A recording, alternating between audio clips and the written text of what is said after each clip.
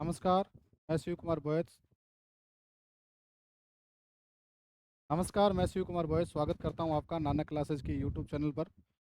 आज अपने विज्ञान विषय के अंतर्गत बहुत ही महत्वपूर्ण टॉपिक रसायन विज्ञान का पदार्थ में परिवर्तन पढ़ेंगे। और पदार्थ में परिवर्तन जो टॉपिक है, मैटर इन द चेंजेस, ये हर प्रतियोगी परीक्षा के लिए बहुत ही इंपॉर्टेंट टॉपिक रहता है। तो आज विज्ञान विषय के अंतर्गत पदार्थ में परिवर्तन, जो हर प्रतियोगी परीक्षा के लिए बहुत ही आधारभूत टॉपिक रहता है, उसी के बारे में बेटा अपने चर्चा करेंगे। आज का टॉपिक अपना है पदार्थ में परिवर्तन। बात करें अपने पदार्थ में परिवर्तन की, चलते हैं अपने पदार्थ में परिवर्तन। आज का टॉपिक है अपना पदार्थ में परिवर्तन।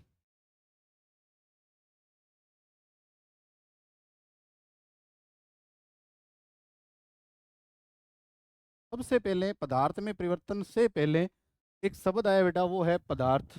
सबसे पहले अपने जानने का प्रयास करें कि पदार्थ क्या है। कि पदार्थ को अपने द्रव्य भी बोलते हैं, मैटर या सबस्टेंस कहते हैं, सबस्टेंस। पदार्थ किसे कहते हैं?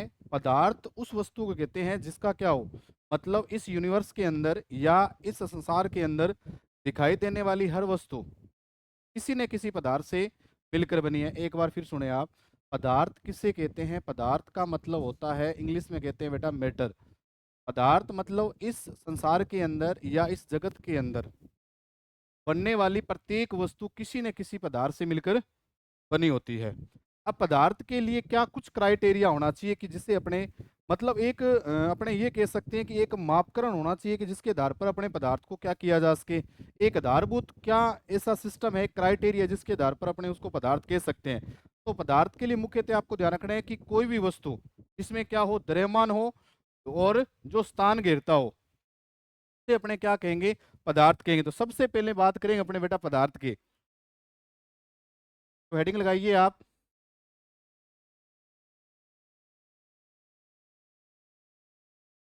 पदार्थ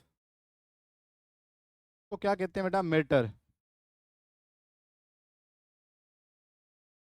तो इसके अंदर आप लिख सकते हैं बेटा, और लिखेंगे,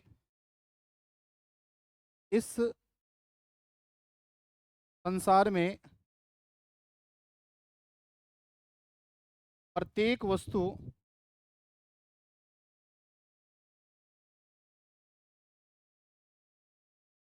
किसी न किसी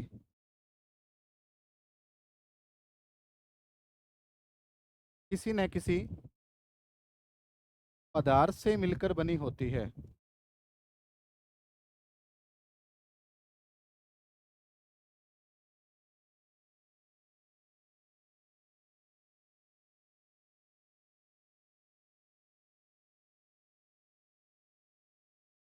सबसे पहले बात करें, देखो एक लाइन लिखी है अपने पदार्थ। मैंने क्या बताया? इस संसार में प्रत्येक वस्तु, मतलब जितनी वस्तुएं हैं, किसी न किसी पदार्थ से मिलकर बनी है। तो पदार्थ क्या रखेंगे? पदार्थ उस प्रत्येक वस्तु को,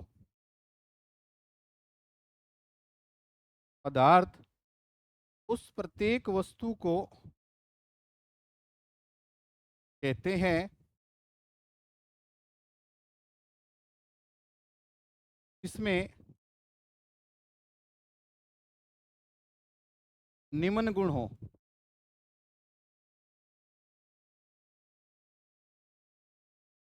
अब क्या कुछ गुण होने चाहिए जिसके लिए उसे अपने क्या कहेंगे बेटा? पदार्थ। इसके लिए सबसे महत्वपूर्ण जो है बेटा पदार्थ के अंदर में, जिसका द्रव्यमान हो, जिसका समय का द्रव्यमान हो।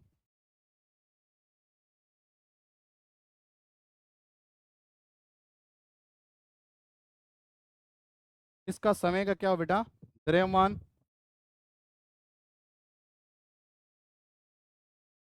इसका समय का क्या हो बेटा? द्रव्यमान, यानी जिसको इंग्लिश में कहते हैं बेटा मास। अब देखो, द्रव्यमान और भार, केमिस्ट्री में देखा जाए तो द्रव्यमान और भार एक ही होते हैं, लेकिन इसी राशि को अगर फिजिक्स के साथ अगर अपने टेस्ट करने का प्रयास करते हैं, पढ़ने का प्रयास करते हैं, तो द्रव्यमान और भार में बहुत बड़ा अंतर आ जाता है। ये बात अपने केमिस्ट्री के आधार पे पढ़ रहे हैं बेटा। जिसका समय का द्रव्यमान हो या भार हो उसे अपने क्या कहेंगे, पदार्थ कहेंगे। या वह वस्तु जो स्थान घेरती हो,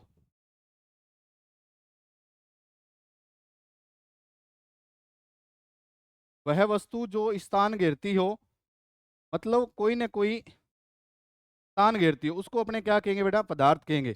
मतलब इस संसार के अंदर कोई भी छोटे से छोटा पार्टिकल क्या करें, वो कोई ना कोई उसका द्रव्यमान होगा, और जिस स्थान पर उसको रखेंगे वो कोई ना कोई क्या करेगा, स्थान को क्या करेगा, ऑक्यूपाई करेगा, मतलब स्थान घेरेगा। तो ये चीज अपने को ध्यान रखनी है। एक विशेषता अपने इस क्राइटेरिया को जानने के लिए अपने और लिख सकते हैं कि जिसका घनत्व हो, का क्या हो बेटा, घनत्व हो। घनत्व जिसको इंग्लिश में क्या बोलते हैं बेटा, डेंसिटी। इसका घनत्व हो। तो अभी देखो अपने बात करें पदार्थ में परिवर्तन अपना टॉपिक है। तो पदार्थ में परिवर्तन से पहले एक शब्द लिखा हुआ है जिसका अर्थ है बेटा पदार्थ। तो सबसे पहले अपने जानने का प्रयास करें कि पदार्थ किसे कहते हैं। तो मैंने एक लाइन लिखी है बेटा, इस संसार के अंदर प्रत्येक वस्तु किसी न किसी पदार्थ से मिलकर बनी होती है, पहली लाइन। उसके बाद मैंने ये कहा है कि पदार्थ उस प्रत्येक वस्तु को कहते हैं जिसमें क्या हो, निम्न गुण हो। अगर ये क्राइटेरिया होंगे तो उसको अपने क्या कहेंगे बेटा, पदार्थ कहेंगे। तो जिसका समय का क्या हो, द्रव्यमान हो, मतलब द्रव्यमान हो, या जिसको अपने भार कहते हैं। केमिस्ट्री के अंदर द्रव्यमान और भार एक ही चीज होती है, लेकिन फिजिक्स के साथ अगर जोड़ने का प्रयास करेंगे तो दोनों में बहुत बड़ी भिन्नता है। जो स्थान घेरे वही पदार्थ है। और जिसका क्या हो बेटा, घनत्व हो, जिसका क्या हो, घनत्व हो, उसको क्या कहेंगे। अगर ये तीन गुण बेटा ध्यान रखेंगे, अगर ये तीन गुण जिसके अंदर पाए जाते हैं तो उसको अपने क्या कहेंगे बेटा, पदार्थ कहेंगे। क्या कहेंगे, पदार्थ यानी मैटर। अब पदार्थ की जगह कई बार आपको शब्द मिलेगा बेटा, द्रव्य भी मिलता है। तो घबराना नहीं है, दिल पे हाथ रख के बोलेंगे ऑल इज वेल, क्योंकि द्रव्य या पदार्थ एक ही बात है बेटा। ठीक है, तो सिंपल सी बात बेटा, सिंपल शब्दों के अंदर बात करें, पदार्थ किसे कहेंगे, तो जिसका समय का द्रव्यमान हो, जो स्थान घेरे, और जिसका घनत्व हो, उसे अपने क्या कहेंगे बेटा, पदार्थ कहेंगे। तो सबसे पहले अपने जानने का प्रयास किया कि पदार्थ किसे कहते हैं। अब अपने मूलभूत टॉपिक पे आते हैं। अब अपने बात करेंगे पदार्थ में परिवर्तन, मैटर इन द चेंजेस, पदार्थ में परिवर्तन। तो प्रिय विद्यार्थियों, पदार्थ में जो परिवर्तन जो होते हैं बेटा, वो दो प्रकार के होते हैं। पदार्थ में जो परिवर्तन है वो दो प्रकार के हैं। और मेरा प्रयास यही है कि एनसीईआरटी और आरबीसी के अंदर जितने भी एग्जाम्पल दे रखे हैं वो मैं आपको हूबहू लिखवाने का प्रयास करूंगा। क्योंकि बेटा एनसीईआरटी और आरबीसी, इसके अंदर सर्वमान्य जो बुक रहती है वो एनसीईआरटी रहती है। और एनसीईआरटी के अंदर जितने भी डाटा जो दे रखे हैं, जितने भी एग्जाम्पल दे रखे हैं, तो मैं कोशिश करूंगा आपको क्लास के माध्यम से जितने भी एग्जाम्पल है उनको बढ़िया तरीके से समझा के, और एग्जाम्पल को बिल्कुल आपका वेरिफिकेशन मतलब सत्यापन करके बताऊंगा मैं आपको। तो बिल्कुल आप साथ साथ इसको नोट्स बना सकते हैं बढ़िया तरीके से, और जजमेंट कर सकते हैं अपनी क्लास का। तो पदार्थ में परिवर्तन, तो बेटा मैंने आपको बताया कि पदार्थ में जो परिवर्तन है बेटा दो प्रकार के होते हैं। पदार्थ में जो परिवर्तन है, सबसे पहले पदार्थ को जान लिया। अब पदार्थ में परिवर्तन मतलब बदलाव कैसे होगा। तो उसके अंदर जो पदार्थ में जो एक पदार्थ दूसरे पदार्थ में बदलता है तो किस प्रकार के परिवर्तन दिखाई देंगे। तो एक तो बेटा नाम आता है भौतिक परिवर्तन। क्या नाम आता है, भौतिक परिवर्तन। भौतिक परिवर्तन जिसको अपने क्या कहते हैं बेटा, फिजिकल चेंजेस, फिजिकल चेंज। एक तो बेटा फिजिकल चेंज। दूसरी बात करें रासायनिक परिवर्तन।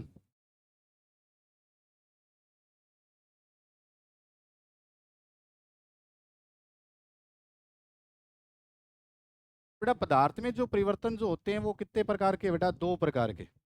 एक तो है भौतिक परिवर्तन जिसको फिजिकल चेंज कहते हैं। दूसरा है बेटा केमिकल चेंज, जिसको अपने क्या कहते हैं बेटा, रासायनिक परिवर्तन।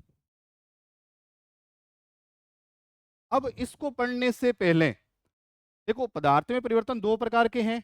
इसको पढ़ने से पहले अपने जानने का प्रयास करेंगे कि पदार्थ में परिवर्तन क्यों होता है। कि कई बार आपको डायरेक्ट प्रश्न पूछा जा सकता है कि कोई भी पदार्थ है, वो एक पदार्थ दूसरे पदार्थ में बदलता क्यों है। तो बेटा इसके लिए सिंपल सा सीधा सा प्रश्न कई बार पूछ लेता है कि पदार्थ में परिवर्तन के लिए मुख्यतः जिम्मेदार कारक कौन है।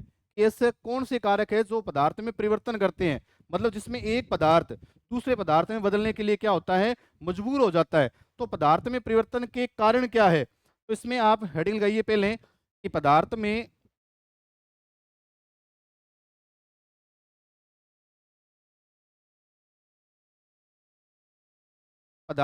परिवर्तन के कारक।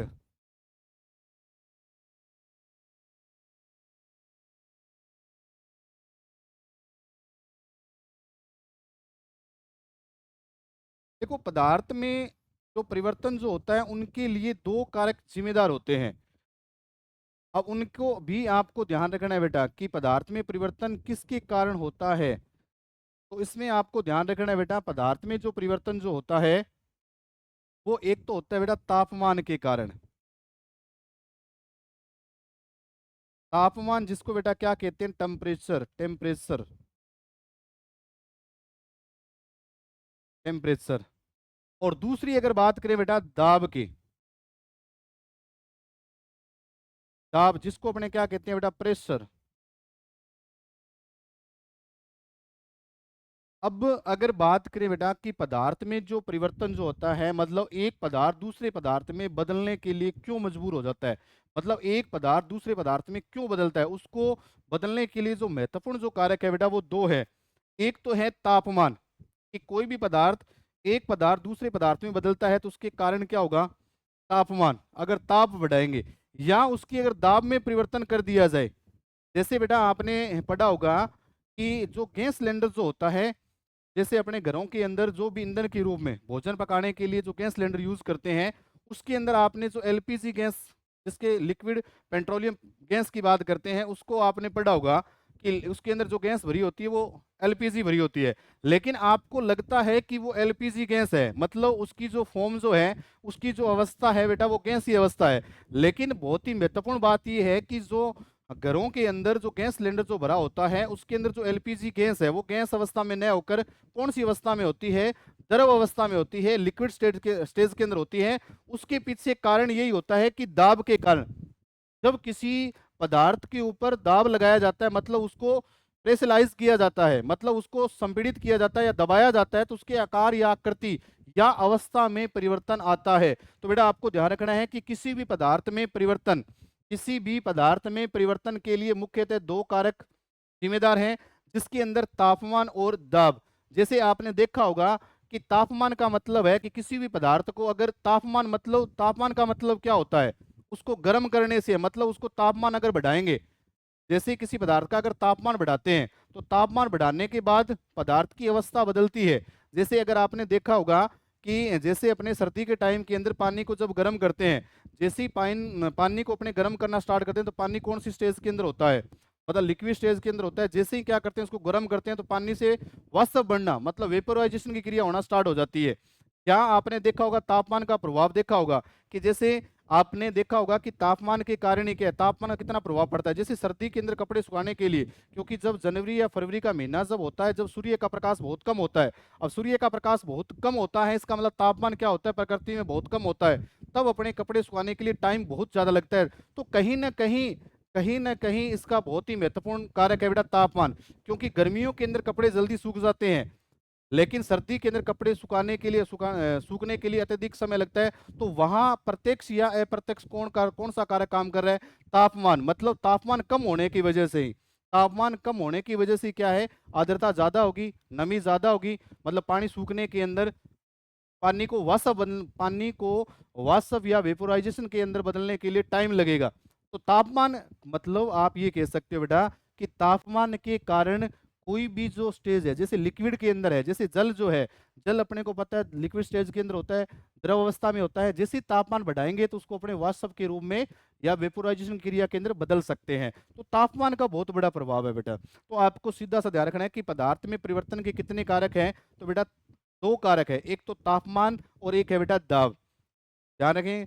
अगर किसी पदार्थ का तापमान बढ़ा दिया जाए तब भी क्या है, उस पदार्थ के अंदर परिवर्तन होता है। अगर उसके अंदर दाब में परिवर्तन कर दिया जाए तब भी क्या होगा, उस पदार्थ के अंदर क्या होगा, परिवर्तन होगा। तो एक बार मैं दोबारा बता दूं कि पदार्थ में परिवर्तन बेटा दो प्रकार के, एक तो भौतिक परिवर्तन जिसको अपने फिजिकल चेंज कहते हैं, दूसरा रासायनिक परिवर्तन जिसको केमिकल चेंज कहते हैं। पदार्थ में जो परिवर्तन के कारक हैं बेटा वो दो है बेटा। कितने कारक हैं बेटा, दो है। कि पदार्थ में परिवर्तन क्यों होता है, तो दो कारकों की वजह से, तापमान के कारण और दाब की वजह से। अगर दाब का अगर कोई फार्मूला पूछे तो आपने देखा होगा, दाब बराबर क्या होता है, बल बटा में क्षेत्रफल होता है। बहुत ही अच्छा कॉन्सेप्ट है, लेकिन इस कॉन्सेप्ट की बात नहीं करेंगे, अपने टॉपिक से नहीं भटकेंगे। तो अपने टॉपिक पे बात करते हैं बेटा।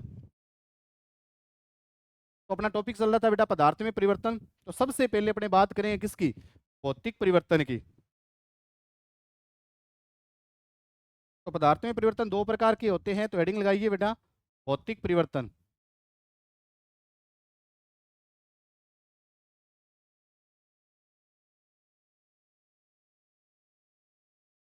भौतिक परिवर्तन जिसको अपने क्या कहते हैं बेटा, फिजिकल चेंज।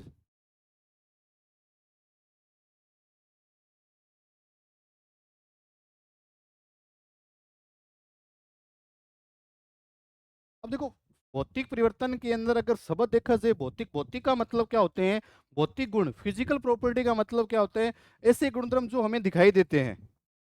जो गुणधर्म हमें दिखाई देते हैं वो हमेशा फिजिकल गुण होते हैं, मतलब भौतिक गुण होते हैं।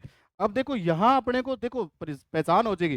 भौतिक परिवर्तन का मतलब होगा, मतलब एक ऐसा परिवर्तन जिसके अंदर पदार्थ के भौतिक गुणों में परिवर्तन हो। क्या हो, भौतिक गुणों में या भौतिक अवस्था में परिवर्तन हो। अब भौतिक गुण कौन से होते हैं, भौतिक गुण वो होते हैं बेटा जो क्या है, हमें दिखाई देते हैं। तो उन्हीं को क्या कहते हैं बेटा, भौतिक परिवर्तन कहते हैं। तो बिल्कुल आप परिभाषा लिखेंगे,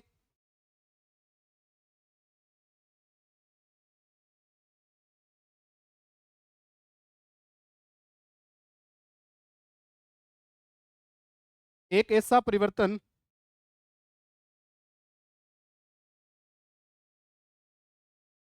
एक ऐसा परिवर्तन, एक ऐसा परिवर्तन जिसमें पदार्थ के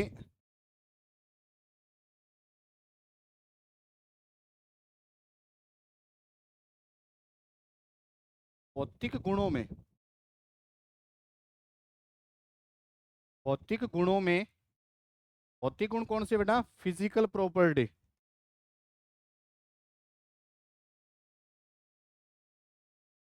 ऐसे गुणधर्म जो आपको दिखाई देते हैं, भौतिक गुणों में क्या हो बेटा, भौतिक गुणों में परिवर्तन हो,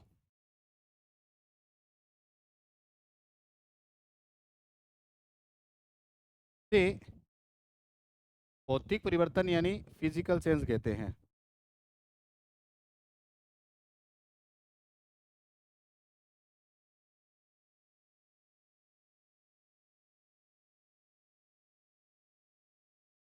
मतलब इसमें एक ही लाइन अपने को ध्यान रखनी है कि ऐसा परिवर्तन जिसमें पदार्थ के भौतिक गुणों में, कौन से गुणों में बेटा, भौतिक गुणों में क्या हो बेटा, परिवर्तन हो।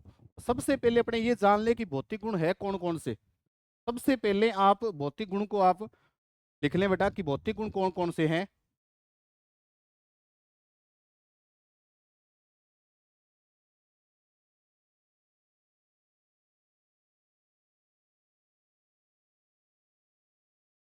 फिजिकल प्रॉपर्टी,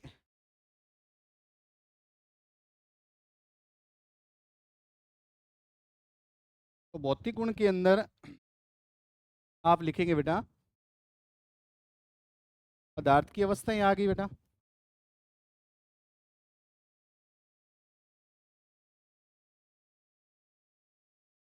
अवस्थाएं जैसे तीनों की बात करेंगे बेटा, ठोस,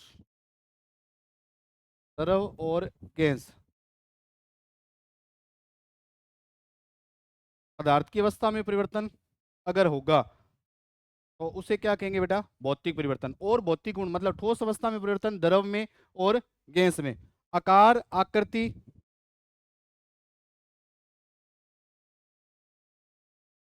आकृति में परिवर्तन,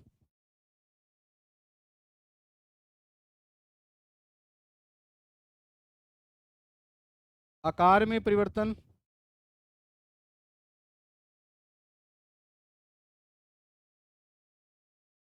लंबाई में परिवर्तन,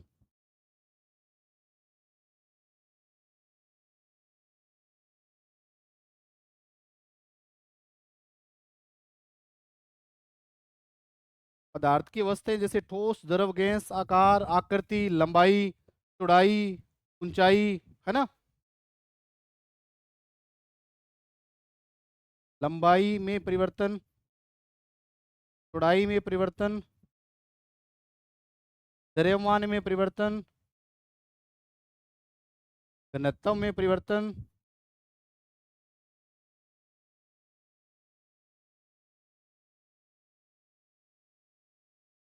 घनत्व में परिवर्तन। लंबाई है, चौड़ाई है, द्रव्यमान है, घनत्व है ना, आयतन है,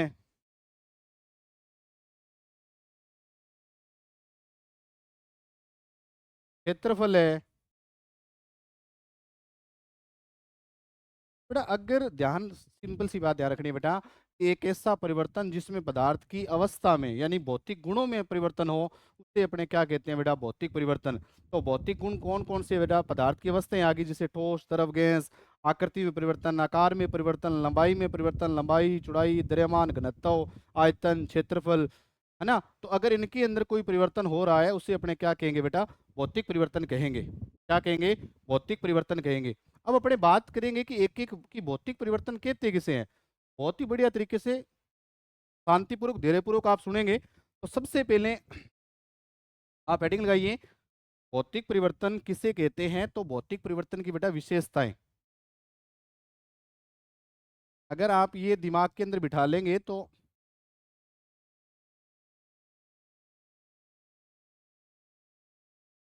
भौतिक परिवर्तन की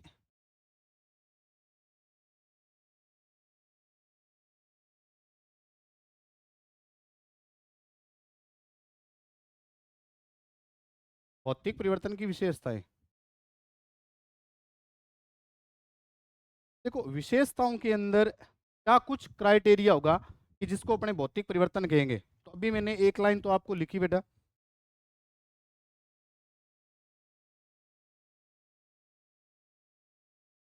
पदार्थ की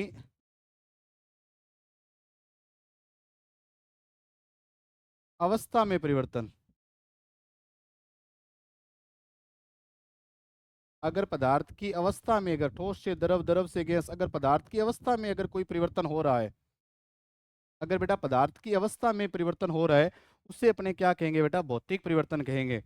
जैसे मान लीजिए बेटा, एग्जाम्पल को समझने का प्रयास करें आप, पदार्थ की अवस्था कि जैसे मान लीजिए जैसे जल है बेटा, जल को आपने ठंडा किया तो जल से क्या बन गया बेटा, जल से अपने बर्फ बना सकते हैं। अब जल क्या है बेटा, जल कौन सी स्टेज के अंदर है बेटा, द्रव अवस्था के अंदर। तो द्रव को आपने किस में बदल दिया बेटा, ठोस अवस्था में। तो पदार्थ की अवस्था में परिवर्तन हुआ कि नहीं हुआ। में पदार्थ की अवस्था में परिवर्तन होता है तो वही तो बेटा भौतिक परिवर्तन होता है। तो पहली लाइन आपको, पहली विशेषता समझ में आई, पदार्थ की अवस्था में परिवर्तन। दूसरा इसी से संबंधित है बेटा, पदार्थ के भौतिक गुणों में परिवर्तन।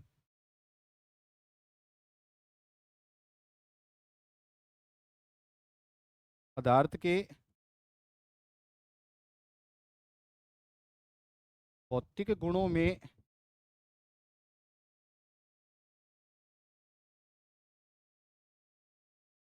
अब भौतिक गुण तो बेटा मैंने अभी आपको बताया, लिखवाए भी है। पदार्थ की अवस्थाएं होगी, लंबाई, चौड़ाई, द्रव्यमान, क्षेत्रफल, ऊंचाई, घनत्व, ये सारे क्या है बेटा, फिजिकल प्रॉपर्टी है।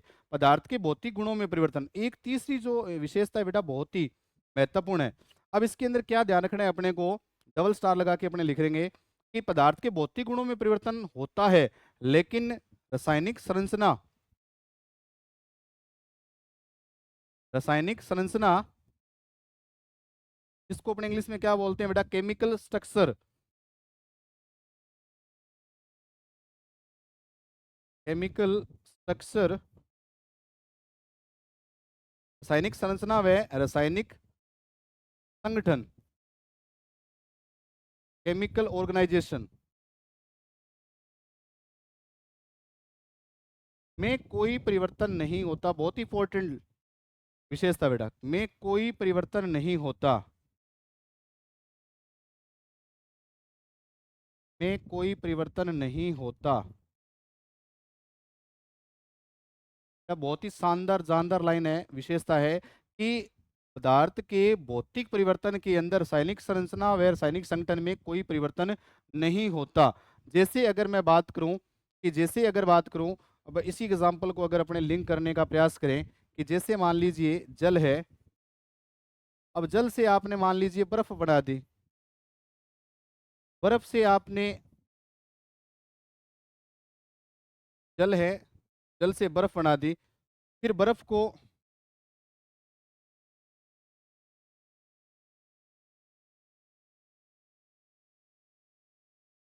जैसे मान लीजिए बर्फ है बेटा,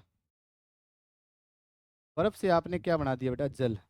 जल को और ज्यादा गर्म किया तो आपने क्या कर लिया बेटा,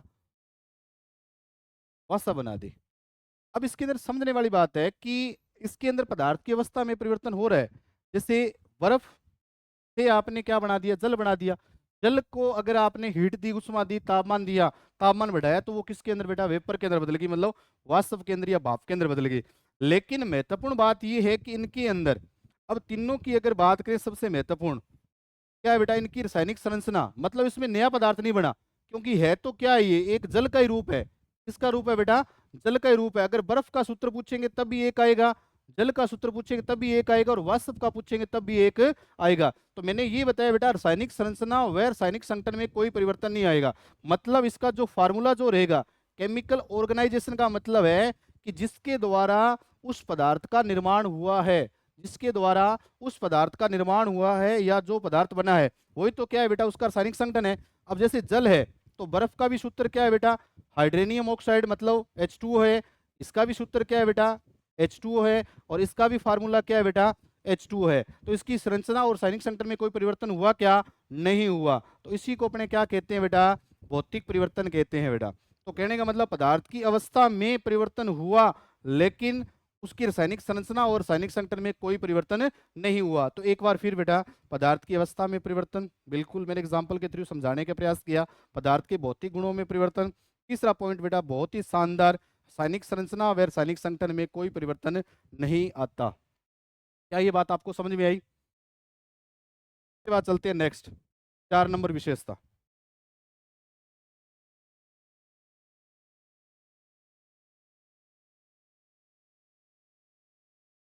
ये परिवर्तन अल्प समय के लिए होते हैं, बहुत ही इंपॉर्टेंट बेटा। ये परिवर्तन अल्प समय के लिए होते हैं, आफ्टर सम टाइम, अल्प समय के लिए होते हैं, मतलब कुछ ही समय के लिए होंगे। मतलब कोई भी पदार्थ है, वो एक अवस्था से दूसरी अवस्था में बदलेगा, बदलने के बाद क्या करेगा, वो अपनी मूल अवस्था में आ जाएगा। बात समझ में आई बेटा? ये जो परिवर्तन होंगे वो बहुत ही कम समय के लिए होंगे, ये परिवर्तन अल्प समय के लिए होते हैं।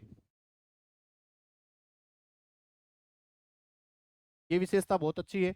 उसके बाद अगर बात करें, ये जो परिवर्तन जो होंगे वो अस्थायी होंगे। ये लाइन बहुत ही शानदार है बेटा, 5 नंबर। ये परिवर्तन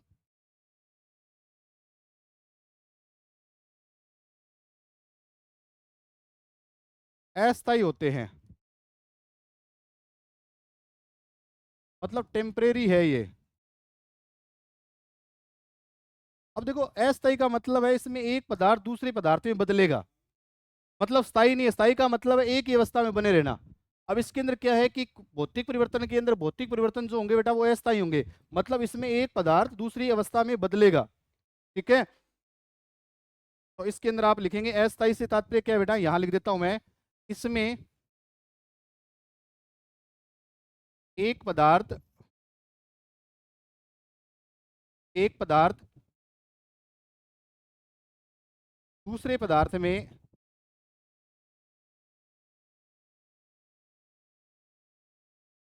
बदलता है। अस्थायी का मतलब ये होता है वो एक जगह स्थायी नहीं है, मतलब स्थिर नहीं है, मतलब वो क्या है, चेंजेबल है, वेरिएबल है, मतलब वो क्या करेगा, परिवर्तनशील है ना, मतलब बदलता रहेगा। बात समझ में आ गई? तो ये परिवर्तन क्या होते हैं बेटा, अस्थायी होते हैं।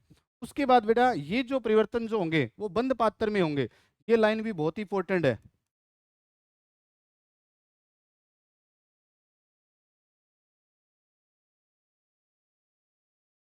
ये परिवर्तन बंद पात्र में होंगे। अब बंद पात्र का मतलब ये है, अब देखो हमेशा ध्यान रखना कि अगर कोई भी बंद पात्र में कोई रिएक्शन हो रही है, अब जैसे मान लीजिए अगर जैसे किसी पानी को अपने गर्म करते हैं और पानी के ऊपर जैसे ही अपने जिस भी पात्र के अंदर पानी को गर्म कर रहे हैं उसके ऊपर क्या लगा दिया जाए, ढक्कन लगा दिया जाए। अब ढक्कन लगाने के बाद उसको मतलब क्लोज कर दिया जाए, तो क्लोज करने के बाद क्या होगा, क्लोज करने के बाद क्या होगा, उसमें उष्मा का उत्सर्जन होगा, मतलब उष्मा क्या होगी वो, यानी वेपर का निर्माण होगा। तो हमेशा ध्यान रखना, एक तो ये बंद पात्र में होंगे, अगर बंद पात्र में हो गया, अगर बंद पात्र में कोई परिवर्तन होगा तो उसके अंदर उष्मा का क्या होगा, उत्सर्जन। तो उष्मा का उत्सर्जन भी किसका लक्षण है, भौतिक परिवर्तन का बेटा, ध्यान रखेंगे आप। तो ये चीज भी अपने को ध्यान रखें, ये परिवर्तन बंद पात्र में होंगे। उसके बाद क्या है बेटा, ये परिवर्तन जो होंगे वो उत्क्रमणीय होंगे। बहुत ही शानदार लाइन बेटा, ये परिवर्तन उत्क्रमणीय होंगे।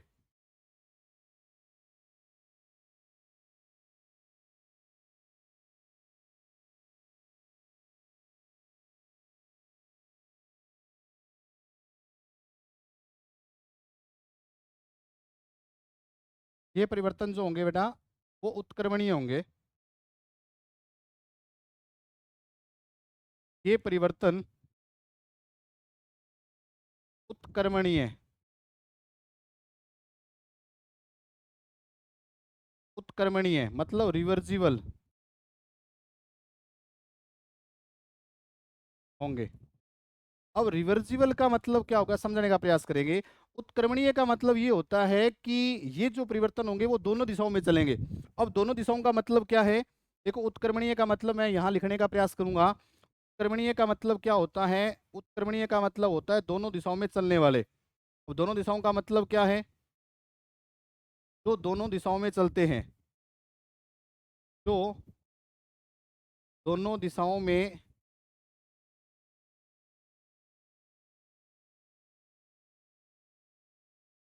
चलते हैं। जैसे एग्जाम्पल की बात करें, जैसे आपने रिएक्शन पढ़ी होगी बेटा कि अभिक्रिया को प्रारंभ करने वाला जो भाग जो होता है उसको अभिकारक कहते हैं बेटा। इसको इंग्लिश में क्या बोलते हैं बेटा, रिएक्टेंट, अभिकारक। अब इसके अंदर होगा क्या कि अभिकारक से क्या बनेगा बेटा, उत्पाद, इसको अपने क्या बोलते हैं बेटा, प्रोडक्ट। अब इसके अंदर क्या है, मतलब दोनों दिशाओं में क्या है, जैसे ये जो तीर का जो साइन है बेटा वो क्या है, फॉरवर्ड रिएक्शन का है, मतलब अग्र दिशा के अंदर। मतलब इसके अंदर कोई पदार्थ है वो अभिकारक से उत्पाद में बदल रहा है। बात समझ में आई, अभिकारक से उत्पाद, तो वापिस उत्पाद से क्या है बेटा, वो अभिकारक का निर्माण करेगा। मतलब वापिस, मतलब आप ये ध्यान रखना है बेटा, दोनों दिशाओं का मतलब क्या होता है कि उस अभिक्रिया के दौरान या उस परिवर्तन के दौरान कोई पदार्थ अभिकारक से उत्पाद में बदलेगा और उत्पाद से पुण्य क्या आएगा बेटा, अभिकारक में आएगा। जैसे अपने एग्जाम्पल की बात की, इसी एग्जाम्पल को अगर अपने यहाँ लिखने का प्रयास करें कि जैसे मान लीजिए बर्फ है। अब बर्फ है, बर्फ से क्या बन सकता है बेटा, जल बन सकता है। बर्फ से जल, क्या जल से पुण्य बर्फ नहीं बन सकता क्या। तो ये जो परिवर्तन है वो कौन सा होगा बेटा, भौतिक परिवर्तन। तो भौतिक परिवर्तन के अंदर जो साइन जो रहता है आप विशेष लगा के नोट लगा के लिख लेंगे कि अगर आपको कहीं गलती से अगर इस प्रकार का साइन मिल जाए बेटा, इस प्रकार का साइन मिल जाए, तो ये साइन क्या है, उत्क्रमणीय परिवर्तन का। और उत्क्रमणीय परिवर्तन कैसे होते हैं बेटा, भौतिक परिवर्तन होते हैं। इसका मतलब इस तीर का साइन का मतलब तो क्या है कि ये अभिक्रिया जो है बेटा वो अग्र दिशा के अंदर है। मतलब अग्र दिशा का मतलब है कि अभिकारक से उत्पाद का निर्माण हो रहा है इसमें। इसका निर्माण हो रहा है बेटा, अभिकारक से उत्पाद। अगर मैं इस प्रकार से इस लाइन को अगर इस प्रकार से लिखूं बैकवर्ड की, तो इससे क्या होगा बेटा, उत्पाद से अभिकारक। छोटी छोटी चीजें हैं लेकिन बहुत गहराई है। तो बात करें, ये परिवर्तन देखो, ये परिवर्तन अल्प समय के लिए होते हैं उसको भौतिक परिवर्तन कहते हैं। ये परिवर्तन अस्थायी होते हैं, टेम्परेरी चेंज होते हैं, मतलब एक पदार्थ और दूसरे पदार्थ में बदलेगा। ये परिवर्तन बंद पात्र में होंगे। ये परिवर्तन उत्क्रमणीय होंगे। उत्क्रमणीय का मतलब ये होगा कि इसमें एक पदार्थ है, मतलब कोई भी पदार्थ है वो एक पदार्थ से दूसरे पदार्थ में बदलकर वापिस अपनी मूल अवस्था में आ जाएगा। जैसे अपने देखा कि बर्फ से जल, जल से पुण्य बर्फ बन सकता है। तो कहने का मतलब नए पदार्थ का निर्माण इसमें नहीं होता। तो इसके अंदर नेक्स्ट आप लिख सकते हैं, नेक्स्ट विशेषता,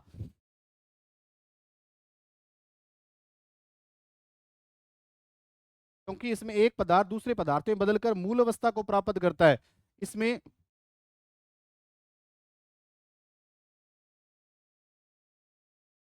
नए पदार्थ का निर्माण नहीं होता।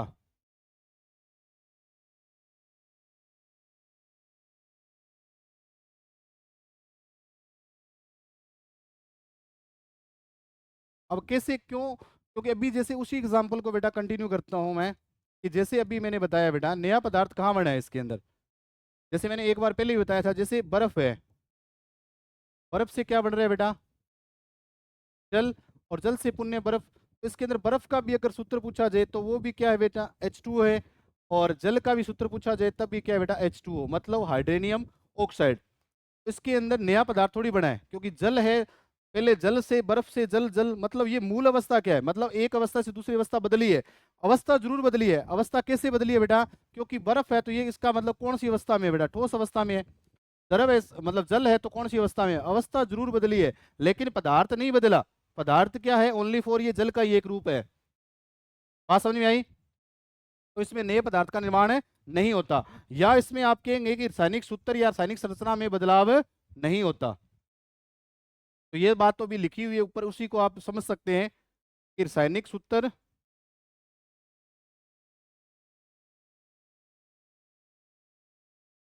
रासायनिक सूत्र, रासायनिक संरचना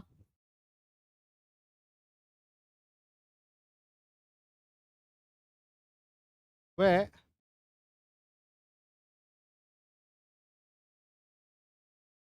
रासायनिक संगठन में कोई बदलाव नहीं होता, कोई परिवर्तन नहीं होता, कोई परिवर्तन।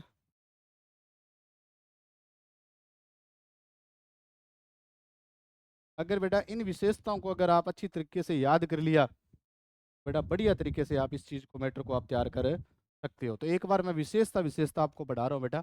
पदार्थ की अवस्था में परिवर्तन, अगर किसी पदार्थ की अवस्था में परिवर्तन हो तभी भौतिक परिवर्तन होगा। दूसरा, पदार्थ के भौतिक गुणों में, तो भौतिक गुण मैंने अच्छी तरह से आपको बता दिए। रासायनिक संरचना व रासायनिक संगठन में कोई परिवर्तन नहीं होगा। उसके बाद बेटा आपने क्या बात की? ये परिवर्तन जो होंगे वो अल्प समय के लिए होंगे, ये परिवर्तन अस्थायी होते हैं, ये परिवर्तन बंद पात्र में होंगे, ये परिवर्तन उत्क्रमणीय होंगे। उसके बाद बेटा आपने बात की किसकी? इसमें नए पदार्थ का निर्माण नहीं होता। आपने देखा था रासायनिक सूत्र, रासायनिक संरचना व रासायनिक संगठन में कोई परिवर्तन नहीं होता। अब इसके अंदर क्या है कि ज्यादातर जो अध्यापक जो पढ़ाते हैं तो इसके अंदर एक ट्रिक देते हैं, मतलब एक, मतलब इस प्रकार का एक फार्मूला देते हैं कि उससे बाहर कुछ नहीं जाएगा। लेकिन मैं आपको उसी ट्रिक की क्या अवहेलना करूंगा अभी। मतलब ज़्यादातर टीचर जो पढ़ाते हैं, से ऑफलाइन की बात करें से ऑनलाइन की बात करें, तो वो ये बात कहते हैं कि ये रामबाण औषधि है। ये क्या है? रामबाण औषधि है। उस फार्मूले के बाद किसी भी एग्जाम्पल को आप उठा लीजिए, उसके बाद परिवर्तन आप पहचान सकते हैं। लेकिन मैं ये नहीं कहता कि आप पहचान नहीं सकते, लेकिन वो ट्रिक क्या है, वहाँ फेल हो जाता है। तो उनके अंदर कहाँ फेल होता है उसी की अपने चर्चा करूंगा मैं। ठीक है, तो इस बात के लिए आप ध्यान रखें कि उसके बाद मैं एक ट्रिक मैं आपको बताऊंगा कि उसके बाद लगभग आपकी एग्जाम्पल, क्योंकि ट्रिक तो देखो भी कोई भी देखो, ट्रिक का मतलब ये होता है कि जब आपके किसी भी कॉन्सेप्ट के बारे में आपको गहन अध्ययन होगा, तभी क्या है किसी चीज का मतलब शॉर्टकट रास्ता निकलता है ना। जब आप किसी चीज में परफेक्ट होंगे तभी कोई शॉर्टकट रास्ता निकलेगा। तो सबसे पहले आपको ज्ञान होना जरूरी है, तभी आप कोई ना कोई उसका संक्षिप्त रूप बना के आप उसको हल कर सकते हो।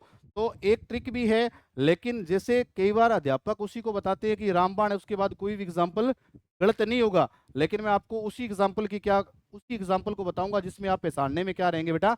असमर्थ रहेंगे। लेकिन उसके बाद अगर उसमें थोड़ा संशोधन कर लिया जाए, अगर उसमें संशोधन कर लिया जाए तो आप लगभग एग्जाम्पल कर सकते हो। तो इसके अंदर ट्रिक क्या बताते हैं? नया पेज लेते हैं अपने। जैसे लगभग अध्यापक गण जो क्या करते हैं, इसमें एक ट्रिक बताते हैं।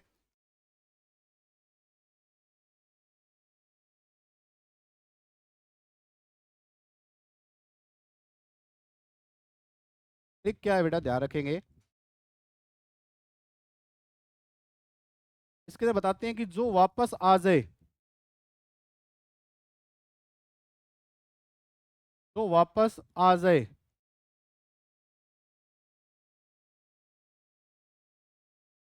जो वापस आ जाए और जो वापस नहीं आए,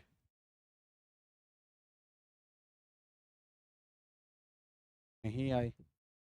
अब ये भला क्या है, तो समझे बेटा। अब देखो मैंने आपको भौतिक परिवर्तन कहा तो उसके अंदर मैंने एक उत्क्रमणीय परिवर्तन बताया था। उत्क्रमणीय परिवर्तन के अंदर अपने ये पढ़ा था कि इसमें एक पदार्थ है वो दूसरे पदार्थ में बदलेगा और बदलने के बाद क्या होगा बेटा, अपनी मूल अवस्था में आएगा।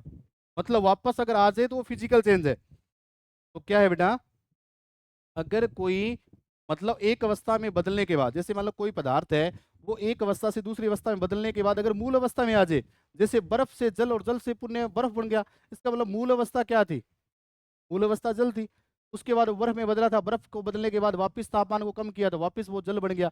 मतलब वो अपनी मूल अवस्था में आ जाए तो अगर उसको क्या कहते हैं कि रामबाण औषधि बताते हैं कि वो फिजिकल चेंज होगा। क्या होगा बेटा, फिजिकल चेंज होगा।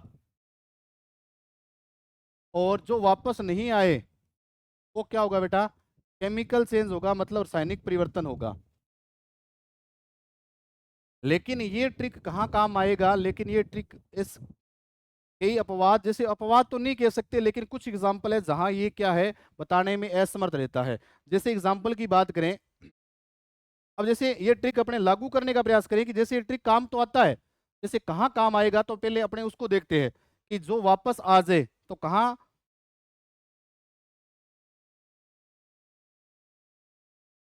जैसे बात करें बेटा कि अगर कोई भी पदार्थ है एक अवस्था से दूसरी अवस्था में बदलने के बाद अगर मूल अवस्था में आ जाए तब तो क्या होगा, फिजिकल चेंज होगा। जैसे मान लीजिए अभी मैंने आपको बताया बेटा कि पानी से क्या बन गया बेटा, बर्फ।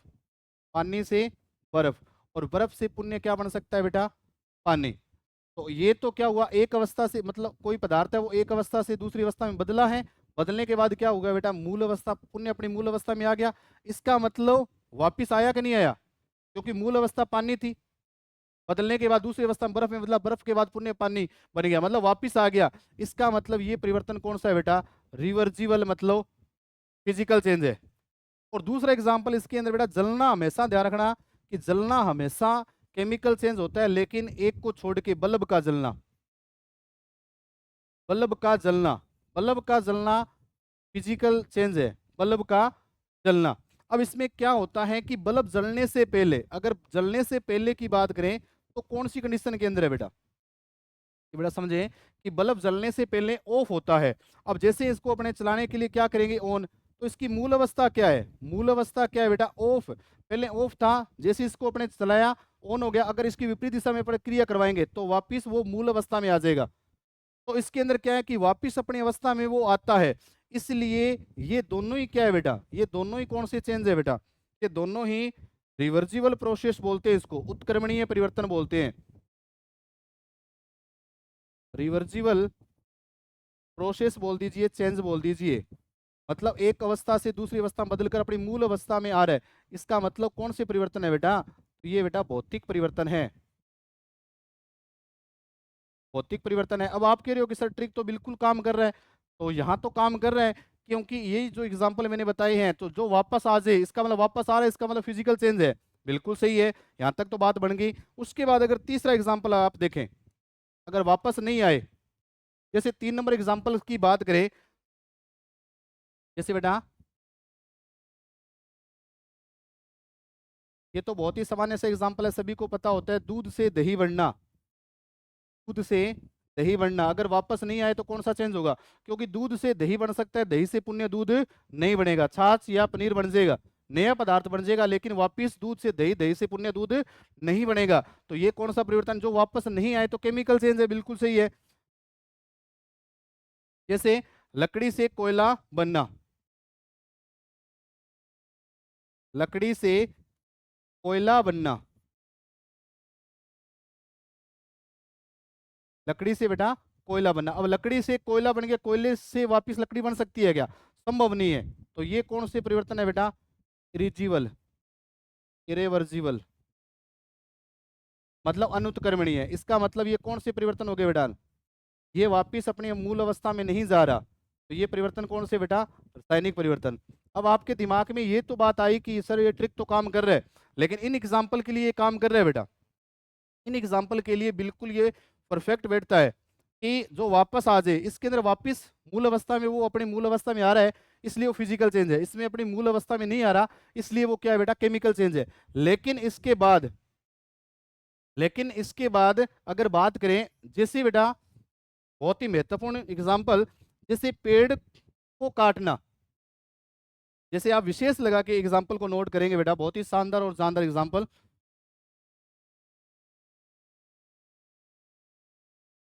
विशेष लगा के,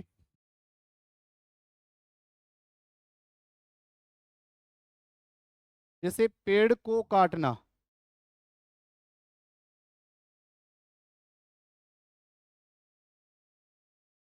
पेड़ को काटना एक एग्जाम्पल। नंबर 2 लिखें कागज को फाड़ना।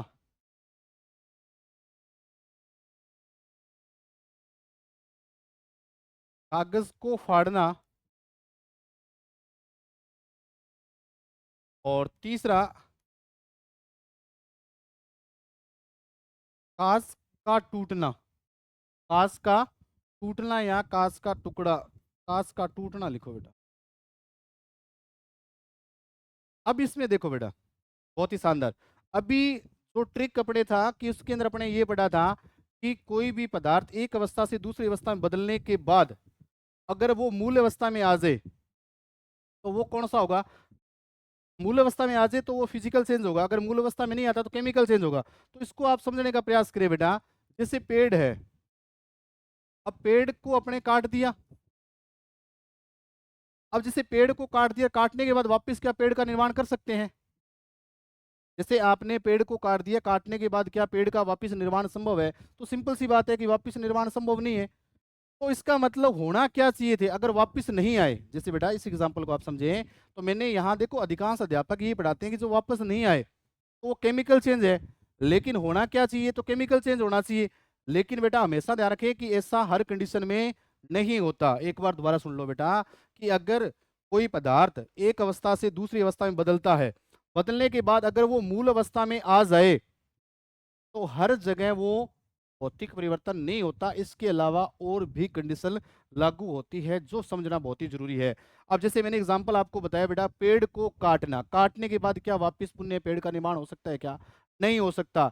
इसका मतलब ये रासायनिक परिवर्तन होना चाहिए था, लेकिन रासायनिक परिवर्तन नहीं है बेटा। ये चेंज कौन सा है बेटा? ये चेंज बेटा भौतिक परिवर्तन, मतलब फिजिकल चेंज है। ये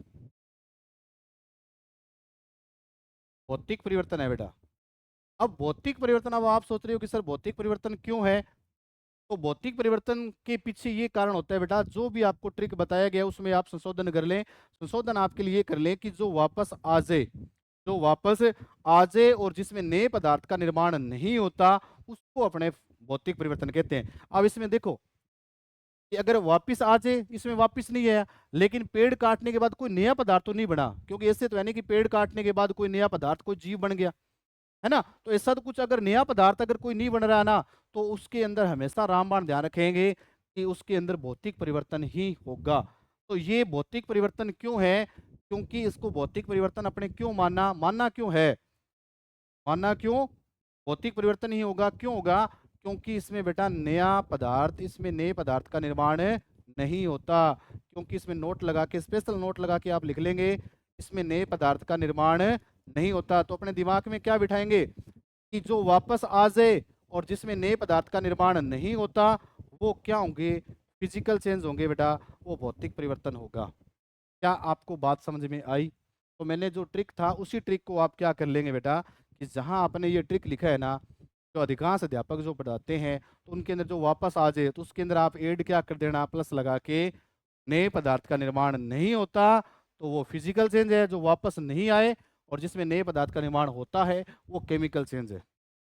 आशा करता हूं कि ये बात आपको भली भांति समझ में आ गई होगी। अब इसी प्रकार से कागज को फाड़ना। अब जैसे मान लीजिए कागज को फाड़ दिया, तो कागज को फाड़ने के बाद जो भी आकृति उसको वापस बनाया जा सकता है। ये तो सिंपल सी बात है बेटा, फिजिकल चेंज है, ज्यादा विचलित होने की आवश्यकता नहीं है। अब कांच का टूटना, अब जैसे कोई आकृति है उसको तोड़ दिया जाए, तोड़ने के बाद क्या है कि इसमें वापस आकृति को तो नया बनाया जाए, लेकिन क्या है कि कांच से क्या है, कांच ही बना है। अब ऐसे तो है नहीं कि कांच के बाद क्या है, कोई नई आकृति या कोई नया पदार्थ बन गया, इसमें कोई नया पदार्थ नहीं बन रहा। तो ये भी बेटा क्या है, फिजिकल चेंज। तो ये तीनों एग्जाम्पल किसके है बेटा? फिजिकल चेंज, इसका मतलब भौतिक परिवर्तन बेटा, भौतिक परिवर्तन। क्या ये बात आपको समझ में आई? आशा करता हूं कि जो भी मेरे द्वारा जो कंटेंट आपको बताया जा रहा है, देखो पूरा प्रयास किया गया है बेटा, पूरा प्रयास मेरे द्वारा यही किया जा रहा है कि आपको जो भी डाटा अगर एक बार मतलब बढ़िया तरीके से अगर गहनता के साथ अगर आपने पढ़ लिया इस टॉपिक को, कोई भी एग्जाम्पल आपके दिमाग से बाहर नहीं होगा बेटा। मैंने एनसीईआरटी के अंदर और आरबीसी के अंदर लगभग एग्जाम्पल इसके अंदर बेटा इंक्लूड किए हैं मैंने, ताकि आपको पूरा का पूरा डाटा एक ही क्लास के अंदर बेटा मिल जाए। तो ऑथेंटिक ट्रिक आप इसकी क्या बना सकते हैं, अगर लिखना चाहें तो आप बेटा इसके अंदर आप लिख सकते हैं ऑथेंटिक ट्रिक। अगर शॉर्टकट बनाना चाहे तो आप बेटा ये बना सकते हैं कि जो वापस आ जाए, जो वापस आ जाए और प्लस में नए पदार्थ का निर्माण नहीं हो।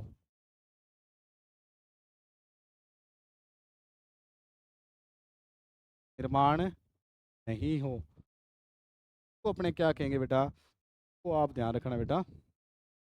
तो अपने ये ट्रिक किसका है बेटा, फिजिकल सेंस का होगा, मतलब भौतिक परिवर्तन।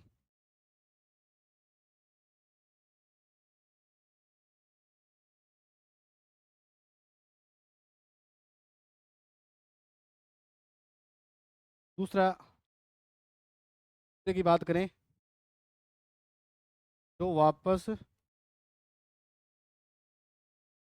नहीं आए, जो वापस नहीं आए प्लस, जो वापस नहीं आए प्लस इसमें नए पदार्थ का निर्माण हो।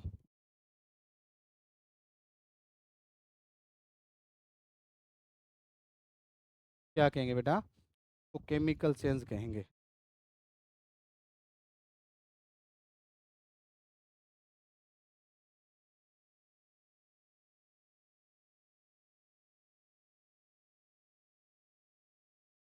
केमिकल चेंज यानी रासायनिक परिवर्तन। अब बेटा जितने भी एग्जाम्पल जो है वो अपने एक साथ लिखने का प्रयास करेंगे। अभी थोड़ा फास्ट चलेंगे अपने, जितने भी एग्जाम्पल है बेटा वो साथ साथ लिखने का आप प्रयास करेंगे। तो एग्जाम्पल मैंने जितने भी एग्जाम्पल है अपने एक साथ लिखेंगे। तो यहाँ तक जो देखो कॉन्सेप्ट जो जितने भी थे, तो मैंने यहाँ को कॉन्सेप्ट समझाने का आपको प्रयास किया। तो कॉन्सेप्ट अगर आपको विशेषताओं के अंदर ऑथेंटिक ट्रिक क्या है सारी अगर चीज़ें आ गई तो एग्जाम्पल भी बेटा आपको समझ में आ जाएंगे। चलें अब बात करते हैं अपने एग्जाम्पल ऑफ फिजिकल चेंज, भौतिक परिवर्तन के उदाहरण। एग्जाम्पल ऑफ फिजिकल चेंज,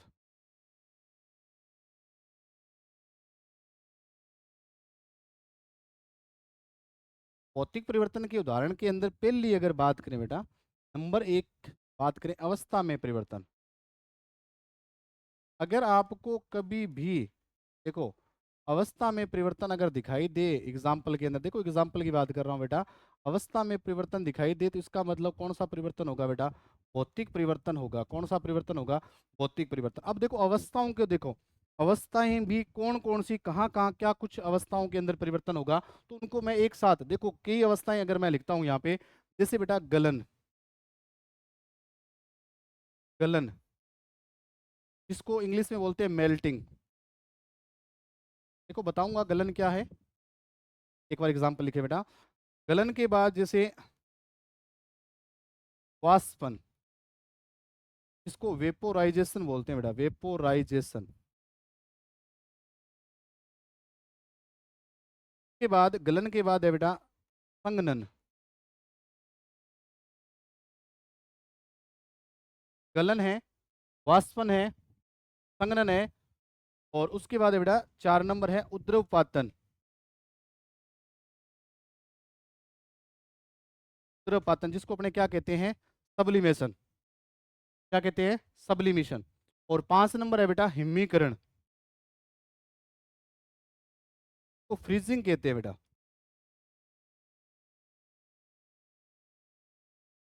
अब इसके अंदर बात करें गलन के अंदर क्या होता है, वाष्पन के अंदर क्या होता है, संघनन में क्या होता है, उद्रवपातन में क्या होता है, हिमीकरण। एक बात तो आपको ध्यान रखनी है कि इन सभी के अंदर मैंने टॉपिक क्या बनाया बेटा, देखो एक साथ कोशिश की है मैंने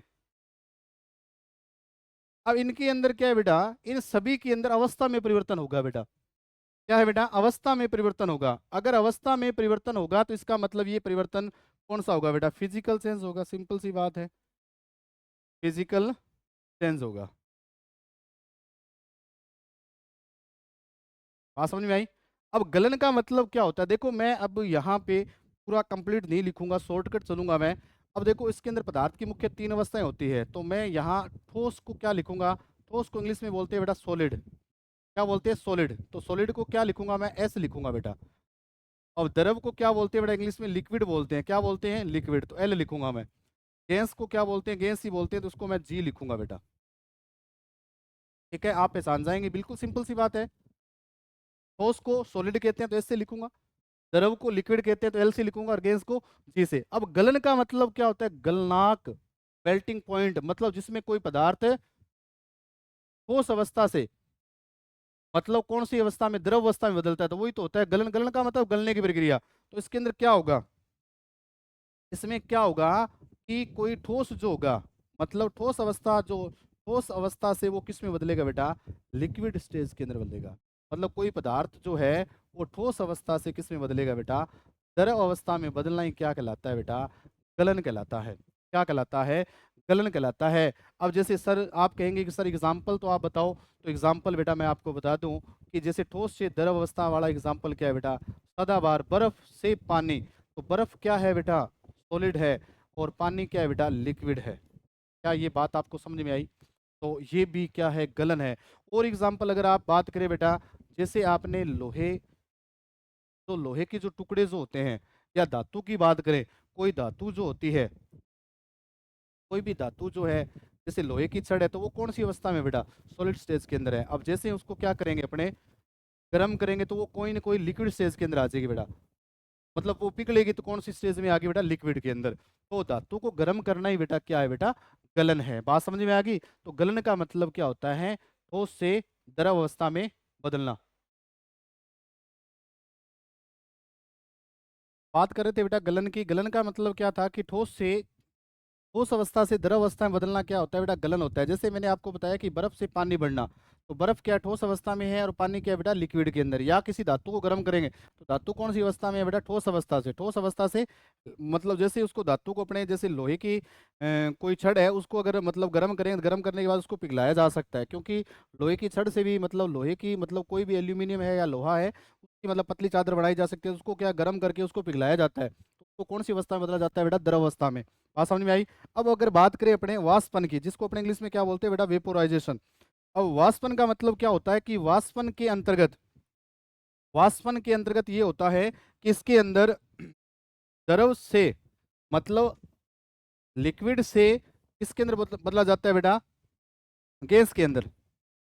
तो ध्यान रखना है बेटा, लिक्विड का मतलब है कि द्रव अवस्था से इसको बदला जाता है बेटा गैस अवस्था में। द्रव से गैस अवस्था में बदलना, वो क्या होता है बेटा, वाष्पन। जैसे आपने देखा होगा कि जैसे अपने पानी को गर्म करते हैं, जैसे पानी को जब अत्यधिक गर्म करते हैं, तो जैसे ही पानी गर्म होता है, तो पानी के अंदर आपने भाप यानी वेपर जो होती है, जो वाष्प जो है, वो क्या है, बाहर निकलना स्टार्ट हो जाती है। तो वही कौन सी क्रिया है बेटा, वेपोराइजेशन की क्रिया है। संघनन का मतलब क्या होता है, कंडेंसेशन बोलते हैं बेटा इसको, कंडेंसेशन,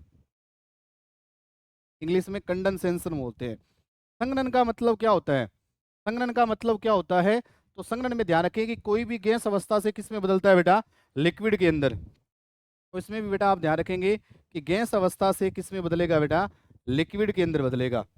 गैस अवस्था से द्रव अवस्था में बदलना, वो क्या कहलाएगा बेटा, संघनन कहलाएगा। अब संघनन की प्रक्रिया के दौरान, अब आप हमेशा देखना, वेरी वेरी मोस्ट है बेटा, संघनन के दौरान जो बरसात जो होती है, वर्षा जो होती है, वो संघनन की ही क्रिया है। बरसात जो, जिसको अपने बोलते हैं ना बरसात, बरसात आती है, तो उसके अंदर क्या होती है, पहले वो गैस अवस्था में होते हैं। क्या होते हैं कि बादल के अंदर, बादलों के अंदर क्या है, जो भी जलवाष्प के रूप में होगी, और जलवाष्प किस में बदलेगी बेटा, लिक्विड के अंदर बदलेगी। तो बरसात का जो पानी जो होता है, तो इसके अंदर गैस से द्रव अवस्था में, जैसे बरसात का आना या वर्षा का आना, वो क्या है, संघनन की एक प्रक्रिया है बेटा। उसमें गैस अवस्था से द्रव अवस्था में बदला जाता है। वेरी वेरी मोस्ट बेटा, सब्लिमेशन। सब्लिमेशन, सब्लिमेशन का मतलब होता है बेटा उद्रवपातन। उद्रपातन का मतलब ये होता है, यह एक ऐसी अवस्था होती है में कोई ठोस क्या है, द्रव अवस्था में नहीं बदलता, सीधा ठोस से कौन सी अवस्था में बदलता है बेटा, गैस अवस्था में। तो इसमें भी आप ध्यान रखेंगे, स्पेशल नोट लगा के अपने दिमाग में बिठा लेना, इसमें कोई ठोस जो होता है वो किस में बदल जाता है बेटा, सीधा गैस अवस्था में बदल जाता है, लिक्विड के अंदर नहीं बदलता। उसको अपने क्या कहते हैं बेटा, सब्लिमेशन या उद्रपातन। बहुत बार एग्जाम्पल इसके पूछे जाते हैं। तो एग्जाम्पल बेटा जैसे कपूर जो होता है,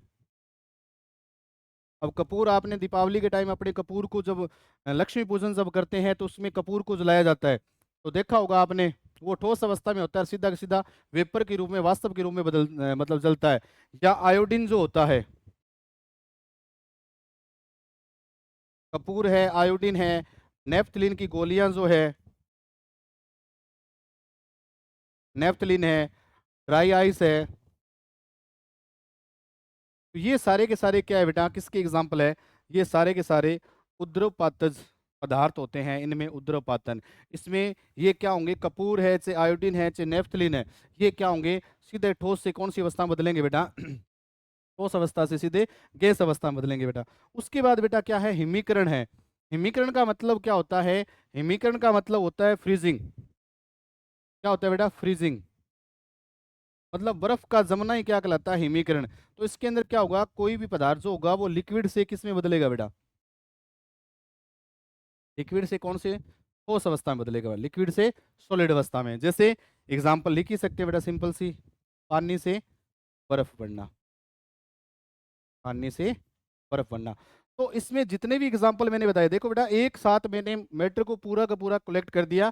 अवस्था में परिवर्तन, तो अवस्थाएं सारी जितनी लगभग मेन मेन जो अवस्थाएं हैं बेटा, वो एक साथ आपके सामने हैं। अवस्था में परिवर्तन, एक गलन पूछे, चाहे वाष्पन पूछे, संघनन पूछे, उद्रपातन पूछे, हिमीकरण पूछे, है ना, तो ये सारी की सारी अवस्था में परिवर्तन हो रहा है, तो ये किसकी एग्जाम्पल है बेटा, फिजिकल चेंज के हैं। तो बात समझ में आ गई होगी बेटा, आशा करता हूँ कि जो भी मैटर आपको उपलब्ध करवाया जा रहा है वो आपको समझ में आ रहा है। उसके बाद दूसरी अगर बात करें, इसी के अंदर एग्जाम्पल की बात करें, तो वो है बेटा मिश्रण की पृथक्करण की विधियां। पहला है अवस्था में परिवर्तन, दूसरा है बेटा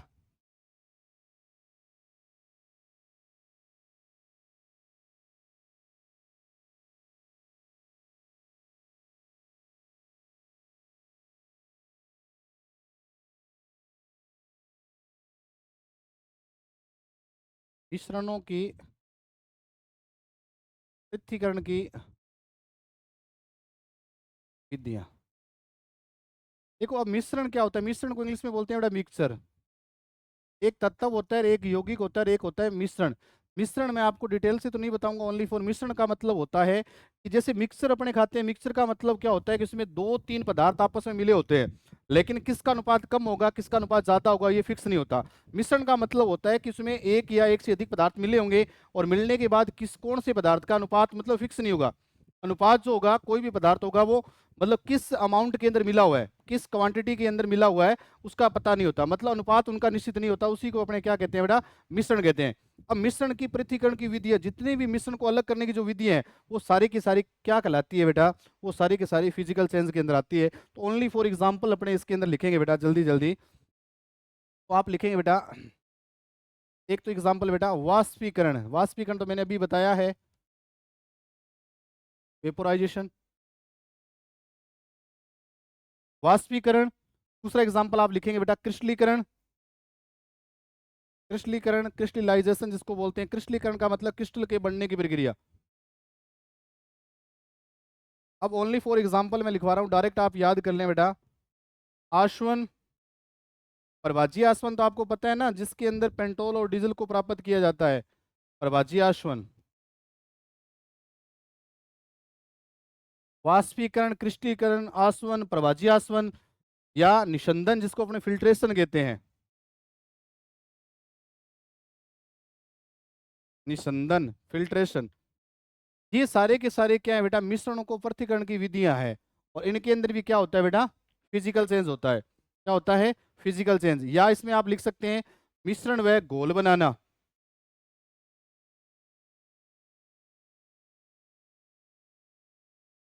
मिश्रण व घोल बनाना,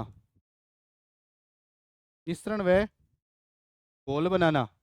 ये भी क्या है, फिजिकल चेंज, या नमक या शक्कर का पानी में, नमक व शक्कर का पानी में घोल बनाना।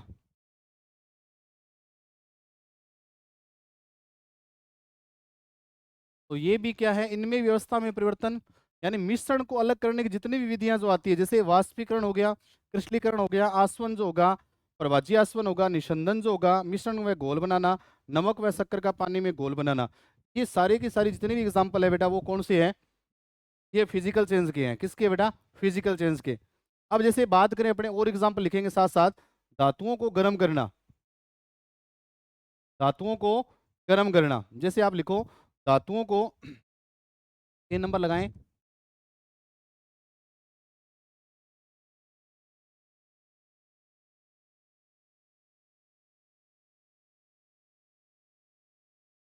अब धातुओं को गर्म करना, अब जैसे मान लीजिए आपके दिमाग में आ रहा है कि धातुओं को गर्म करना, अब धातु को जब गर्म करेंगे तो इसका मतलब ये है कि उसमें नया पदार्थ नहीं बनेगा। जैसे किसी एल्यूमिनियम को आप पिघला रहे हो, लोहे की छड़ को आप गर्म करके पिघला रहे हो बेटा, तो पिघलाने के बाद अवस्था परिवर्तन हो रहा है उसका, ठोस से वो द्रव अवस्था में आ रहा है, और बदलने के बाद इसमें ऐसे नहीं है कि एल्यूमिनियम की छड़ के बाद वो कोई और चीज बन गई, ऐसा कभी नहीं होता, नए पदार्थ का निर्माण नहीं होता। तो ये सारे क्या है बेटा, फिजिकल चेंज है।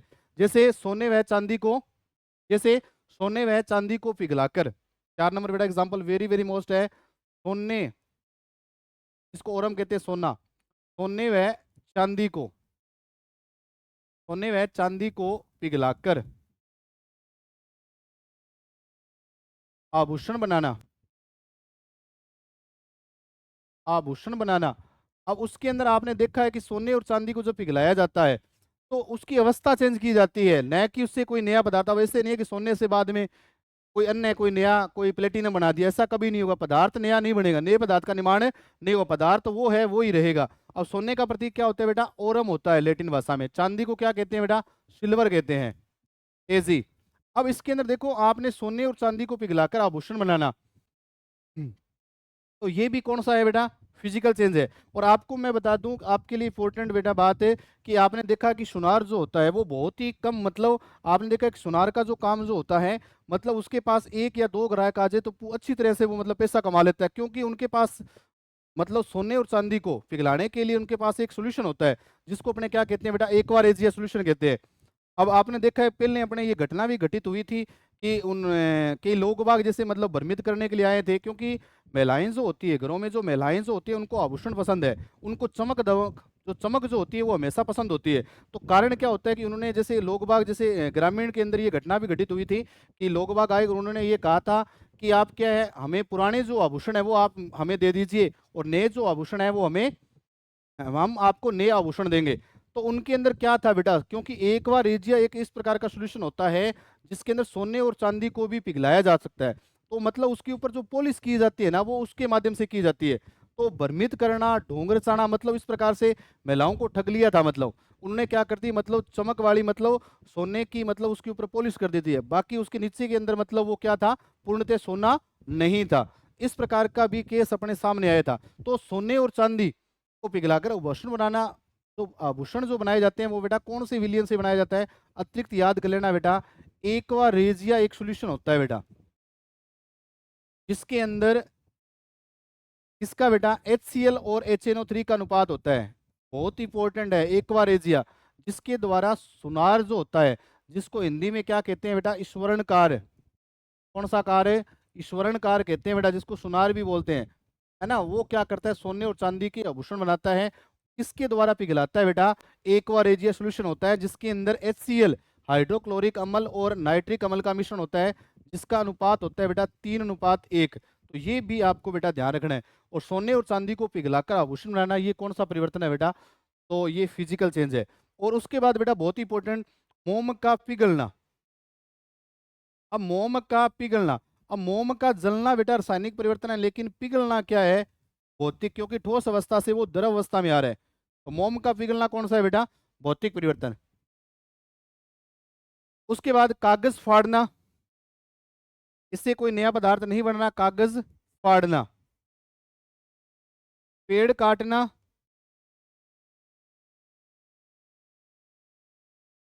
कागज फाड़ना, पेड़ काटना, ये सारे के सारे क्या है बेटा, फिजिकल चेंज। कांच के टुकड़े करना, कांच के टुकड़े करना। देखो बेटा, धातुओं को गर्म करना, सोने व चांदी को पिघलाकर आभूषण बनाना, मोम का पिघलना, कागज फाड़ना, पेड़ काटना, कांच के टुकड़े करना। वस्तुओं का आपस में टकराना, ध्यान रखेंगे बेटा, वस्तुओं का आपस में टकराना। 9 नंबर आप लिखेंगे, वस्तुओं का आपस में टकराना। कोई दो वस्तु आपस में टकराएगी तब भी कौन सा परिवर्तन होगा, भौतिक परिवर्तन होगा। अब हमेशा देखा कोई दो वस्तुएं आपस में टकराई तो क्या उससे कोई नया पदार्थ बनेगा? आपने कभी देखा है कि कोई दो वस्तुएं हैं, जैसे मान लीजिए आपके पास दो पेन अलग अलग आपस में टकराए, ऐसे तो है नहीं कोई तीसरी वस्तु पेंसिल बन गई, कभी नहीं होगा, नए पदार्थ का निर्माण उसे नहीं होगा। जैसे आप इसमें एग्जाम्पल और भी नोट कर सकते हैं, बर्फ का जल में बदलना, बर्फ का जल में बदलना, या जल का वास्तव में बदलना। बेटा सारे एग्जाम्पल एक साथ लिखवाने का प्रयास कर रहा हूं मैं। जल का वास्तव में बदलना, सबके अंदर क्या है, अवस्था में परिवर्तन हो रहा है, नया पदार्थ नहीं बन रहा। कपूर का वास्तव में बदलना, कपूर का वास्तव में बदलना, ये भी क्या है बेटा, फिजिकल चेंज है। कपूर का वास्तव में बदलना। सब्जियों को उबालना, सब्जी को उबालना, तो ये चीज आप ध्यान रखेंगे बेटा, सब्जी को उबालना। कितने हो गए थे? 12। 12 के बाद लिखेंगे बेटा 13 नंबर, सब्जी को उबालना। अब देखो, सब्जी का निर्माण रासायनिक परिवर्तन है, लेकिन उबालना क्या है बेटा, उबालना क्या है, भौतिक परिवर्तन है। सब्जी को उबालना, ध्यान रखेंगे बेटा। उसके बाद लोहे का चुंबकत्व जो होता है, लोहे का चुंबकत्व, चुंबकत्व का मतलब होता है आकर्षण की दर, मैग्नेटाइज बोलते हैं। अब लोहे के द्वारा चुंबक का निर्माण, चुंबक से कोई नया पदार्थ नहीं बनेगा बेटा, तो ये भी क्या है बेटा, फिजिकल चेंज है। लोहे का चुंबकत्व जो होता है, मैग्नेटाइज जिसको बोलते हैं, चुंबकत्व का मतलब है लोहे के कणों को आकर्षित करने की क्षमता, है ना, तो वो ही होता है बेटा चुंबकत्व, मैग्नेटाइज। और मिट्टी में पानी मिलाना, अगर मिट्टी में अगर पानी मिलाएंगे तब भी क्या है, कोई नया पदार्थ नहीं बनेगा, तो ये भी कौन सा है, फिजिकल चेंज है। और उसके बाद बेटा लिख सकते हैं, मिट्टी में पानी मिलाने पर, पानी मिलाने पर मिट्टी का भुरभुरा होना, यानी भंगुर होना, ये भी क्या है बेटा, फिजिकल चेंज है। क्या है बेटा, फिजिकल चेंज है। या ध्वनि का पैदा होना, ध्वनि का, ध्वनि अगर उत्पन्न होगी, ध्वनि का पैदा होना मतलब ध्वनि ऊर्जा, मतलब कोई चीज टकराए और आवाज उत्पन्न हो, ध्वनि का पैदा होना मतलब कोई वस्तु आपस में टकराए और आवाज उत्पन्न करे। वर्षा का आना, संघनन की प्रक्रिया जो होती है ना बेटा, मैंने बताया था, वर्षा का आना या बढ़ना, ये भी क्या है बेटा, फिजिकल चेंज है। और एग्जांपल लिखेंगे, वाष्पन गलन, वाष्पन हो गया, गलन हो गया, कागज फाड़ना हो गया,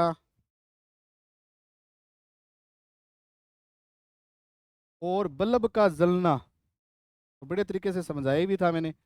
जलना वैसे रासायनिक परिवर्तन है, लेकिन बल्ब का जलना भौतिक परिवर्तन है। ये सारे एग्जाम्पल किसके हैं बेटा, भौतिक परिवर्तन के हैं, ध्यान रखेंगे आप, किसके बेटा, भौतिक परिवर्तन के।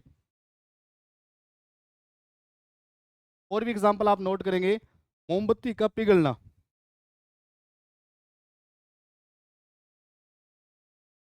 मोम का जलना रासायनिक परिवर्तन है, लेकिन मोमबत्ती का पिघलना, ठोस से द्रवावस्था में बदल रही है वो। मोमबत्ती का पिघलना,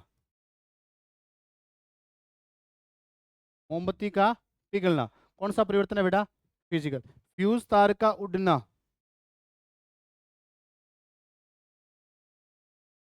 फ्यूज आपको पता है सुरक्षा युक्ति है, फ्यूज तार का उड़ना। तो अगर कोई भी परिपथ में कोई खराबी होती है तो फ्यूज उड़ता है, आपको पता है ना। तो बर्फ का पिघलना, बर्फ का पिघलना, घी का पिघलना,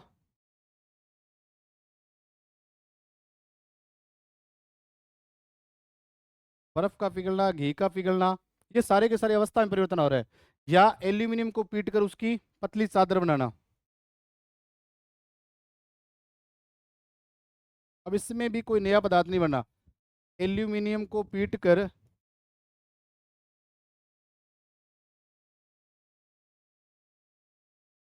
पतली चादर बनाना,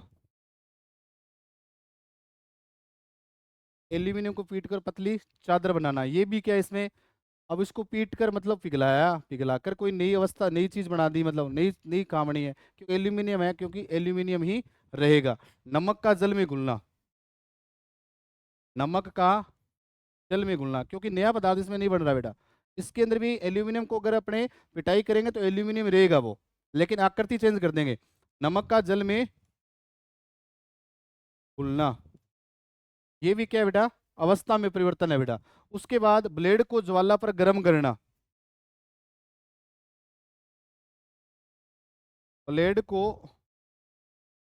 ज्वाला पर गर्म करना, मतलब उष्मा देंगे तो वो गर्म हो जाएगा, लाल हो जाएगा। गर्म करना,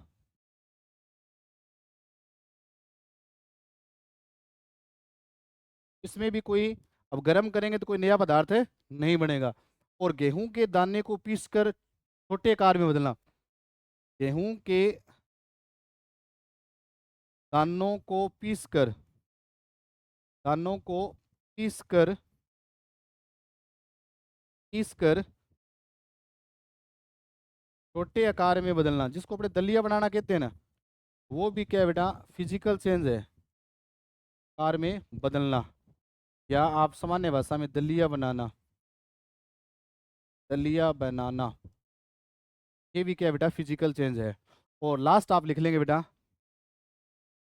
क्रिस्टलीकरण। इतने ढेर सारे एग्जाम्पल बेटा आपके सामने एनसीईआरटी और आरबीसी के। आशा करता हूँ कि आपको जो भी कंटेंट यहाँ उपलब्ध करवाया वो समझ में आ गया होगा। तो जल्दी जल्दी एक बार अपने रिपीट करते हैं। आज का टॉपिक क्या है बेटा? पदार्थ में परिवर्तन।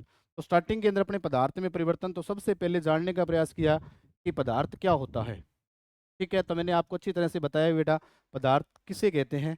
उसके बाद अपने बात की कि पदार्थ में परिवर्तन कितने प्रकार के होते हैं, पदार्थ में परिवर्तन क्यों होता है। ठीक है, उसके बाद भौतिक परिवर्तन किसे कहते हैं, भौतिक गुण होते कौन से हैं, फिर कौन कौन सी अवस्थाएं हैं जिसके आधार पे अपने को भौतिक परिवर्तन कहेंगे। तो सारी जो शब्दावली है, सारी जो विशेषताएं हैं, अगर आपके दिमाग में होगी तभी बेटा पार पड़ने वाली है।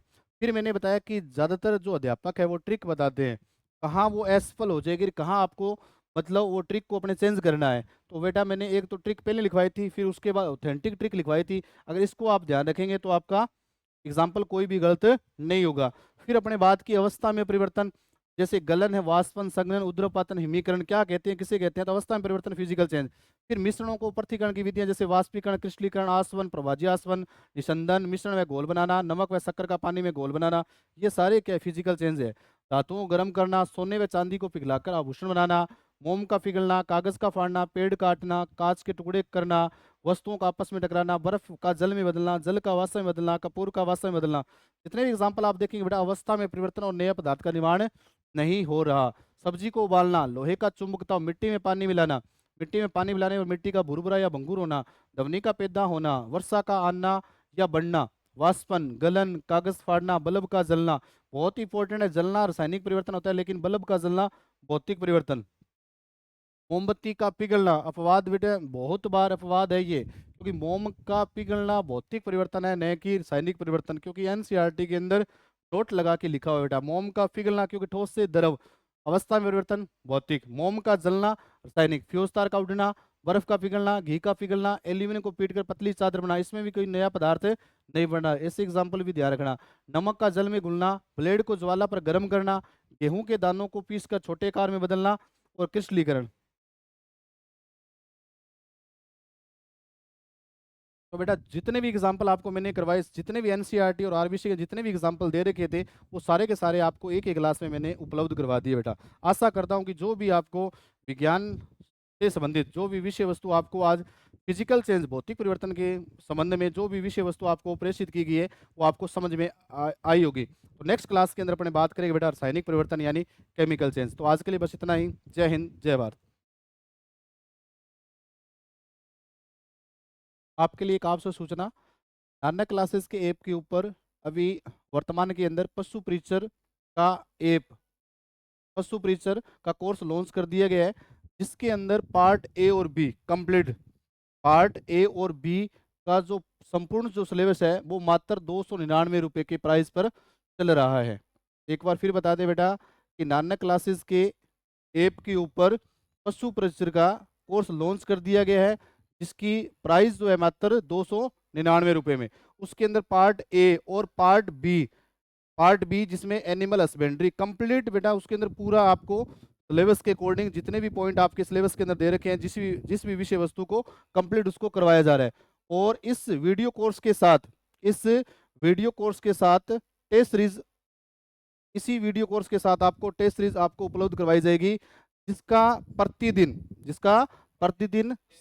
टेस्ट होगा और जिसका वीडियो सोल्यूशन 7 बजे शिव सर के द्वारा करवाया जाता है। एक बार फिर दे कि इस वीडियो कोर्स के अंदर जो टेस्ट सीरीज है उसका प्रतिदिन एक टेस्ट होगा, और उस टेस्ट का जो वीडियो जो सोल्यूशन है, उसका जो टेस्ट का जो सोल्यूशन है वो शाम को 7 बजे शिव सर के द्वारा करवाया जाएगा। धन्यवाद।